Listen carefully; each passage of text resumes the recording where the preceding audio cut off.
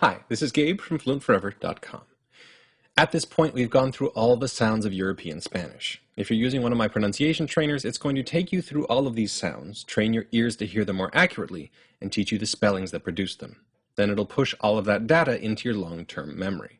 And if you're not, that's fine too. I made these videos to give you a passing familiarity with all the sounds of Spanish, so that when you study them in depth, they're going to feel more familiar. That'll make them easier to learn.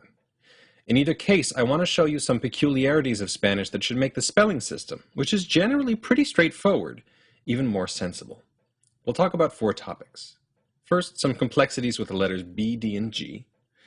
Then a few remarks on the letter R. When to pronounce voiced S. And finally, word stress. We'll begin with B, D, and G. And once again, I have Elena here to help out. Hi.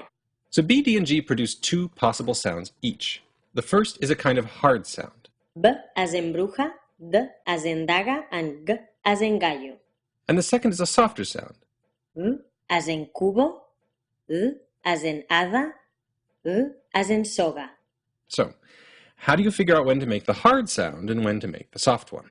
Well, the general rule is that these consonants are hard when they come after an N as in bandera, and as in alfombra, or after a pause.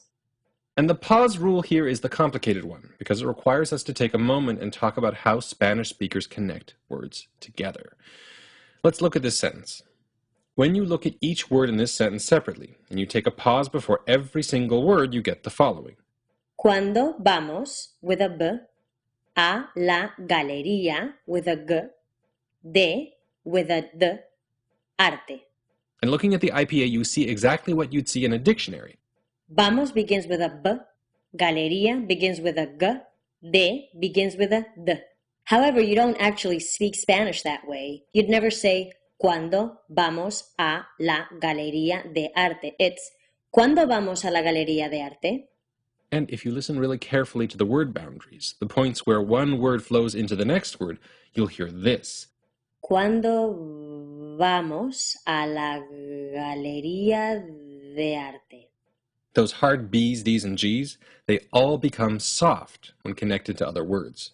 So in the real world, in real speech, you'll typically only encounter the hard versions of these consonants after a period, after a comma, or when someone's a little unsure about what they're saying, for instance. ¿Cuándo vamos a la galería?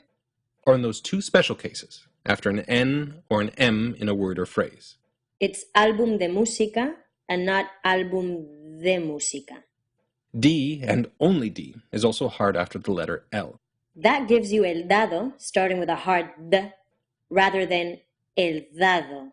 Now, are these B, D, and G rules always followed by every speaker? Well, no. One of the interesting things about Spanish is that while it's very strict about its vowels, those need to be really very clear. It's a lot less strict about its consonants. I've heard some native speakers say cubo, hada, and soga, using strong versions of each of those consonants. I've heard consonants that seem to disappear, Israel, for instance. And there are all sorts of unexpected variations you'll run into. Pollo, for instance, can be pronounced pollo, pollo, pollo, pollo, pollo, and almost anything in between. Does that mean it's a waste of time to discuss the rules? Well, I don't think that's the case. I think it can be useful to know the tendencies of the language. It'll help you notice when speakers are following those tendencies or not, and generally it'll keep you more aware of what you're hearing, which will help you develop good pronunciation in the short run and a better mastery of Spanish in the long run. So, that out of the way, let's move on. The rest of our discussion is a lot simpler than the B, D, and G rules. First comes the Spanish R. This letter is pronounced in 2 possible ways.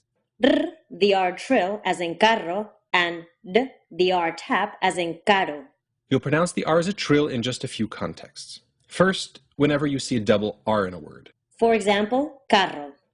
Second, when it comes right in the beginning of a word. For example, roca. And third, when it comes after the consonants S, N, and L. As in Israel, sonrisa, and mil rayas. You'll pronounce R as a tap everywhere else. So next, let's talk about the letter S. In Castilian Spanish, this letter usually produces exactly the sound you'd expect. That's S, as in semana and casa. There's one circumstance where an S will make a Z sound, and that's when this shows up right before a voiced consonant. And what I mean by voiced consonant is any consonant that makes your vocal cords vibrate if you put your hand on your throat, like b, v, m, n. So, if you encounter an S that comes right before the letters B, V, M, N, D, or G, then that S should be voiced. Making a Z sound as in Isla or Esmeralda. And now we can move on to our last topic, which is word stress. In English, a stressed syllable can entirely change the meaning of a word. We have, for instance, incense and incense. Stress is just as important in Spanish, but fortunately figuring out which syllable to stress is much more predictable in Spanish than it is in English. Here are the rules. Rule 1. If a word ends in a vowel, an N, or an S, it will be stressed on the second to last syllable. So that gives us casa, hospitales, and comen. This rule ends up covering around 80% of the words you encounter. Now, rule number 2. If a word ends in a consonant that isn't an N or an S, it will be stressed on the last syllable. That gives us ciudad, animal, caray. You'll notice that for the purposes of stress, Y counts as a consonant. And rule 3, last, and this is one of my favorite things about Spanish's spelling system. If a word is an exception to rules 1 or 2, you will see that clearly marked in the spelling with an accent mark. So we can have información, fotografía, and teléfono. And that is all for word stress, and we are through. To quickly review, in this video we went through 4 peculiarities of the Spanish spelling system. The letters B, D, and G, which have a soft version, V, V, and R, which shows up most of the time, and a hard version, B, G, and D, which shows up when those letters come after an N, or an M, or a pause, or in the special case of D, after an L. Then we covered the letter R, which is trilled when it comes at the beginning of a word, when it's doubled up, or when it comes after the consonants S, N, or L. It's tapped in all other situations. The letter S, which sounds like S in European Spanish, unless it comes right before the voiced consonants B, V, M, N, D, or G. And last, word stress, which falls on the second to last syllable when words end with vowels, N's, or S's, the last syllable when words end in other consonants, and elsewhere, whenever the stress is clearly indicated with an accent mark on the stressed vowel. And that is all for European Spanish. If you need a hand in memorizing all of this and training your ears to hear it, then grab a Spanish trainer from my website linked below. You'll have all of this memorized within a couple of weeks.